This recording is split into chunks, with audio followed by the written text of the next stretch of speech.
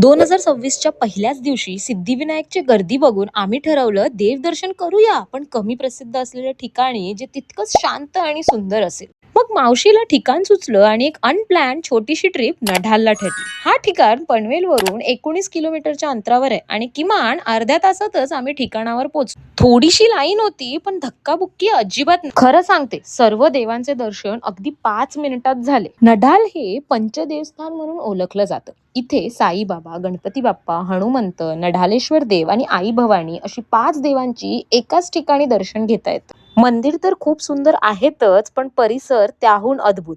दगडी बांधकाम, जुनी रचना, आजूबाजूची हिरवळ पाहिली की मन एकदम शांत होतं. आणि मग देवपूजानंतर पेट पूजाचं टाइम आलं तर वर्षाचा पहिलाच दिवस आणि आम्ही डाईट विसरून अक्षरशः 17 वडापाव खाल्ले. त्यात इथे एका वडापावची किंमत फक्त 10 रुपये होती. मग काय जेवणच इथे झालं. वरून फ्रीचा चहा तर आहा.